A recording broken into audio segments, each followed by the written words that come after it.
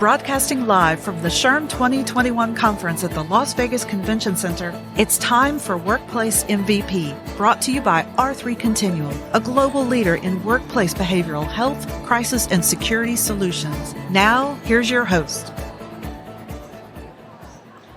Hey everyone, Jamie Gassman here, your host of Workplace MVP, and I am broadcasting from the SHRM 2021 conference here in Las Vegas, Nevada. And with me today is Michelle Rains from DeKalb County, Georgia Board of Health. Welcome to the show. Thank you for having me. So tell us a little bit about your career journey and a little bit about what you do at the Board of Health. Okay, so I began my career in HR back in '93. I used to work for Marriott International for actual hotel, which if you can learn HR there, you can learn it anywhere. I bet. I can only imagine. Turnover is just off the chart. We literally had new employee orientation every week. Wow.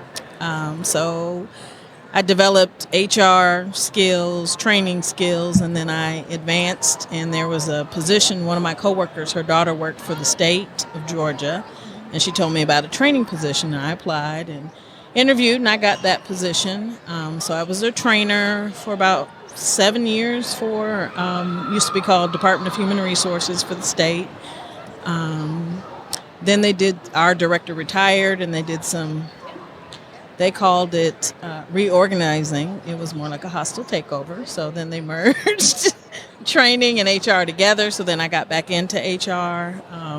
At the time, they made all trainers travel. I had a small 2-year-old daughter, so traveling all the time wasn't going to work. So they said, well, the only job we have is class and compensation. I said, well, sign me up. So I did that for about a year. Then I moved on to another state position where I did more like consulting, workforce planning, succession planning. I would sit with different agencies, and I was their consultant to work on their plan for their agency that was required every year. That they had to turn in a plan, workforce development plan and succession plan to the state. So I helped them do that. Then we moved into, it's called ePerformance, the performance management system that became electronic. Mm-hmm. And so I was on the original charter team for that. Wow. So I got some good training with that, and then we went out throughout all the state of Georgia and trained everyone on how to use the new tool and how it worked. And so I got recognized, and someone recruited me from another state agency to be their HR generalist. So I did that. Then the crash of 2009 happened. Yes, we remember that. So I was laid off. So you can get laid off in state employment, believe it or not. So I was laid off. So I was out for about a year and a half, and interviewed because I wanted to come back with the state. I had reached my 10 years as with New Vest with Georgia. And then I came back in. And the job posting looked just like my resume, so I applied, and sure enough, I got it within like a week or two. And I came back as an HR manager, did that for about 5 years, then transferred again to be a deputy director. Did that for 3 years, and then DeKalb had a position for director, so I applied for that, and I got that. Now I've been there since 2018. Fantastic. So you've really got kind of a well-rounded resume. I can imagine that is really helpful as you're navigating, potentially different challenges and things of that nature. So and it's interesting, going from like the hospitality industry and rolling into kind of a government agency. Are there differences in that? Absolutely. So talk to us a little bit about that. Like if there was if there was somebody listening to the show and they're looking at like switching industries, talk a little bit about what were some of the changes or things you had to learn when you switched over to that to the government sector. Coming from private sector, of course, is different going into government sector. But we worked in hospitality, which is a lower paying industry. So they did a lot for their employees. Like we got to spend $25,000 on the Christmas party. And we had one every year. We had, full bar, full food, and nice stuff people pay the hotel for. But we have, we have access to the ballrooms, to the staff, to the food. So that kind of stuff. Being able to have the money to reward employees. We cannot use government funds for anything like that because it's a conflict of interest, taxpayer money. So that is a challenge because you do want, state government workers work hard, and there's limited things that you can do to really reward staff. Of course, the state, again, limited funds, limited budgets. We go for, there was a period of time we went almost, I think, 8 years with no raises because it wasn't in the state budget. So that's a big difference. And again, recruiting and retaining that top talent, because we are competing with people who have money. Yeah. Well, and that's got to be challenging. I mean, I think some other businesses that maybe are private but are smaller might probably exhibit or experience some of those same restrictions. Yeah. So how do you kind of engage those employees to a point where they, what are some of the benefits that they would be able to get, or how do you navigate that, I guess, to create that culture that they want to stay? Now we have, they've always had the 12 paid holidays, so we get holidays that other people don't get. The benefit package, when I first started with the state back in 99, was more competitive than it is now. Now it is a little bit more expensive. We have telework. We're putting together now strategies that we can advance people because career growth, salary, those are the number one reasons why people leave. And also a sense of purpose. So working with Board of Health, especially during a pandemic, a lot of people don't come for the money. They come for the purpose and giving back to the community, and that's how we engage. Then we try to reward as we can. Sure. And it's not always money. Sometimes it's an event. Sometimes we do staff appreciation every year. We might have a luncheon, get a speaker, because we can pay for training. Yeah. We just have to stay within the bounds of the rules. We have a lot of long-time employees. Of course, the retirement. We still have a pension plan, so that's a big draw. Yes, that's not very common. Right, nowadays. It's not common. Yeah. People have to actually save their own money, which a lot of people don't do. So that's a draw. And again, we try to create an environment that people want to work. We try to be flexible. We try to, have work-life balance. If people are in school, we try to do individual things, case by cases, to where, the flexibility allows. Because sometimes with that higher pay, when I worked at Marriott, all managers were required to work 50 hours a week. Yeah. Right. You're going to get a higher salary, but you're going to put in the time that yes. Yeah. So that's fascinating. So you kind of have to get creative, and you almost kind of have to look a little bit out of the box in terms of, let's go, this could be a training and they're going to learn something from it.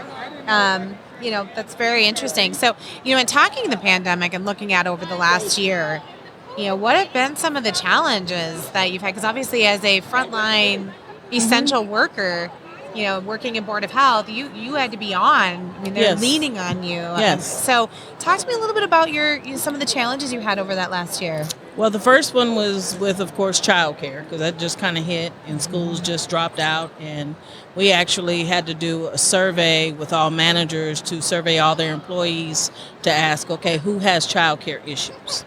Who cannot get childcare for their children? And we worked with those employees. So we had some employees that could telework, and they did. Some who, for a period of time, we just they could not work. And then the rest of us, we just kind of picked up the slack for, those, so that business kept moving. Then we had, of course, the medically fragile. So those people, due to their underlying health conditions, who it was a danger for them to come to work. So we had that group of people. And then, of course, immediately they passed the FFCRA, and, but we had to manage all of those things, all the different pockets and pots, and make sure people knew how to apply, what they needed to present to us. We had to track them while they were out. We had some that had leave, some that didn't, some that were hourly staff that typically don't get leave or anything like that. So we had a lot of that going on. I have a staff of 5 people, including myself. Wow. So we just made it happen. And then in between, you still had your regular, normal HR things to do. Yeah. Wow. Yeah. Employee relations didn't get any better during that time. So. And in terms of like your team, now looking at it a year later, obviously we have some of the same challenges we've had over this last year. How have you sustained kind of that supportive culture, taking care of them? How do they keep going, basically? So in HR, what we did was we allowed, when everything first broke out, we got to telework 3 days and come in the office 2. So we had staggered schedules so that, it's HR. So people will wander up to the floor and they want to see somebody physically there. So we made sure we had coverage and we worked with each other. So if, you had an issue and you needed to switch, we were flexible with one another so that we can continue to work from home 3 days. Yeah.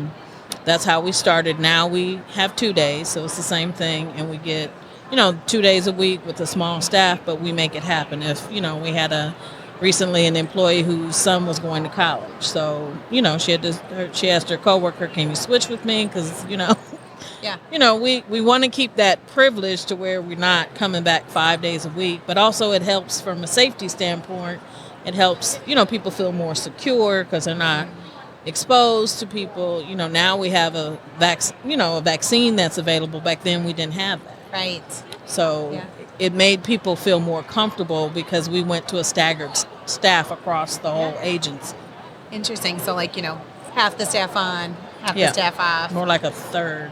A third. Yeah, because we had those teleworking, those Yeah. medically fragile. We made sure everybody had access to laptops.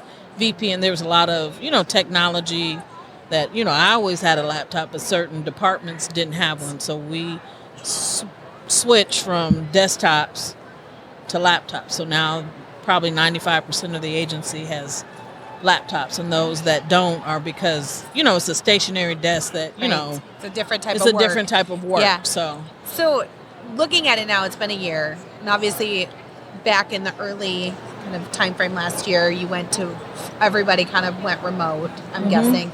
How is the staff now? Are they fully back into the office? Is it more of a hybrid situation? Is it more of a case by case? Well, let's just say we've gone fully back multiple times. So the first bringing back to people to work was in June, and then we had, because of summer, so some people with childcare issues didn't have that issue because it's summertime. So those people came back. Then, of course, it hit again in August. In Georgia, that's when school starts. So certain people had to go back out or work remotely because of that. Then in December, we sent out notification for, a hard return when school started back in January. And we still had some that, we did it case by case, but the majority came back. And again, we take it as it comes in. Some people have developed, people test positive, then there's a whole quarantine process and, all of that. And we just manage it as it comes. So I'd say right now we probably have 80% of the staff back. There are still some that are still medically fragile who they telework 100%. Some have a hybrid method. In clinical operations, of course, it's difficult to see a nurse and the nurse is at home. So, they have to be on site. We're still doing testing. We're still doing vaccination sites. We still have all of those things. So, wow. Your hands full, I'm guessing. Yes. A little bit. And managing all those different, employee requirements or needs, really. And balancing it in a way where they feel comfortable and safe, I'm sure is just kind of like a main priority. Right. So interesting. So if anybody listening wanted to get a hold of you, kind of just a touch base, network, or any of those different things, how could they do that? Email me. My work email is Michelle, MICHELLE .Raines, RAINES @ DPH, D as in dog, P as in Peter, H as in hello, .ga.gov. Wonderful. And thank you for all of the work that the Board of Health has done, and for you and supporting those employees so that they were able to help out your county. And thank you for joining us today. Thank you for having me. And if you are in the SHRM area listening in on our show, definitely stop by our booth. We are in R3 Continuum's booth. The Workplace MVP podcast is broadcasting from the SHRM conference in booth 4076. Thank you again, and it's a wrap.